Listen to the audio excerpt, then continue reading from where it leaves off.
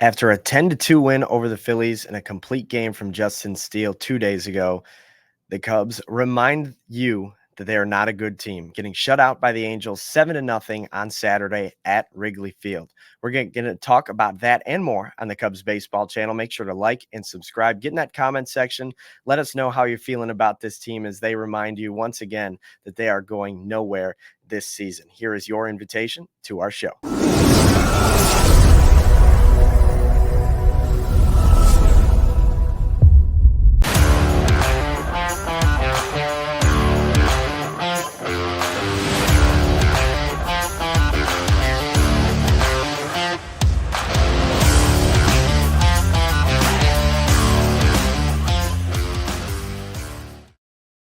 What's up, everybody? Welcome to the Cubs baseball channel. My name is Anthony Pasquale on Twitter at ant_Pasquale3. Got to remind you that the Cubs baseball channel is now on Twitter and on Instagram. Just search us up at the Cubs baseball channel. Engage with us on there. We're going to start posting there more and bringing you our content on all of those different channels. Hope to find you on there as well. But we got a lot to get into today. Unfortunately, not good news. Justin Steele's complete game seemed to set the tone. After he fired up the team his last start, then he comes out and throws a complete game, the first of his career. The Cubs have won 2 in a row, finally starting to play some better baseball, and the Cubs did not answer the bell. They lose to the Angels in shutout fashion, 7-0, probably one of the most deflating losses of the season. Now, it didn't include a blown save or the Cubs have a lead that they squander late. This one was just simply a terrible baseball game, and just when it seemed like the Cubs were gaining some steam, they reminded you that they are not a good ball club. Everybody struggled. Nobody more than Dansby Swanson. He had 3 strikeouts in his 3 at-bats, looking like he's trying to overcompensate for something at the plate. Just an overall terrible game out of him. There were some decent defensive plays, but the Cubs finished the game with only 4 hits. They had 2 errors. The bullpen was forced to cover 8 innings of work or 7 innings of work. They weren't particularly sharp. The Cubs gave up at least 1 run in each of the first 5 innings. It was just an ugly game from start to finish.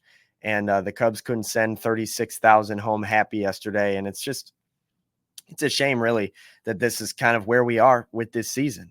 You have a team that plays uninspired baseball a lot. And even when you got a 10-2 win over the Phillies on Thursday and a really strong outing from Justin Steele for a win on Friday, you couldn't make it 3 in a row. So that means the Cubs still have not won 3 games in a row since April 23rd to April 26th. Unacceptable. Kyle Hendricks had the start for the Cubs yesterday and was knocked out of the game with injury after 2 innings pitched only. Gave up 1 run in the first and 1 run in the second. Apparently had a lower back spasm that he was trying to work through all 2 days ago and yesterday to make his start. Went out there for the first and the second, just didn't look sharp. It was still bothering him, the lower back. So they pulled him. Colton Brewer came in and gave up 3 runs in the 3rd inning, walking 2 batters. Jorge Lopez gave up a run. Drew Smiley gave up a run. And then Ethan Roberts and Tyson Miller went the last 3 innings scoreless. But it was just a clunker of a game, and it started with Hendricks, who was not at his best.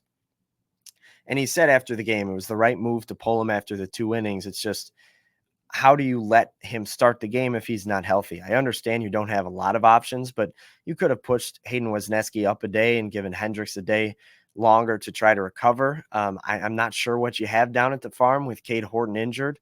And you have Ben Brown and Jordan Wicks and Javier Assad on the injured list as well. Speaking of injuries, Yency Almonte is out for the season. He'll be getting shoulder surgery on that injury that the Cubs just couldn't figure out how to rehab.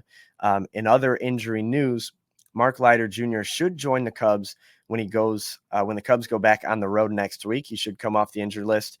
And Julian Merryweather looked good in his most recent bullpen, and he'll be starting a rehab assignment in South Bend coming up. Speaking of injuries, Crow-Armstrong still out of the lineup after getting stitches after that slide a few nights ago. He stole his 16th base and kind of gashed up his hand. He got stitches, was out of the game the last 3 games. We'll see if he plays today. The Cubs can definitely use him back in the lineup. In the meantime, still no word on any potential injury list stint for Pete Crow, but we hope to see Hollywood back in the lineup today. Let's do a quick standings check. Unfortunately, No good updates for you guys. The Cubs are still in last place, over 12 games behind the Brewers, also chasing 6 games at least and 7 teams in the NL wildcard race. It's looking bleaker and bleaker as the days go by. The numbers are down from yesterday. The Cubs with a 5.7 chance only to make the playoffs and just a 1.4% chance to win the NL Central this year. But they do play the Angels to wrap up this series. 1:20 is the start time at Wrigley Field. It's been an awesome week at the ballpark. A lot of great promotional giveaways. Yesterday's was Justin Steele's bobblehead day. Pretty cool bobblehead of the pride of Lucedale, Mississippi, with the American flag around him. You can see the cowboy boots as well. So that was kind of cool yesterday. All week, it's been crowded at the ballpark, and it's just a reminder that, this team is going to profit off of these fans no matter what, because they're the best fans in baseball and they always show up. But the other reminder is how starved this fan base is for a winner. They would love to see winning baseball. They're the best crowd, best fans in baseball, and winning baseball in Wrigley Field and summer are 3 things that should go hand in hand. Today on the mound, it's Hayden Wesneski back into the rotation after all those injuries I mentioned earlier. Had a bit of a clunker his last time out, but he's 2-5 on the season with a 4.14 ERA. For the most part, he has been more effective out of the starting rotation, but he has had some trouble with the long ball. In his last 20 innings, he's given up 10 homers. So hopefully he can keep the ball in the ballpark tomorrow up against Jose Soriano. 4-6 on the season. He's a right-handed pitcher, so Michael Busch should be back in that 2-hole today.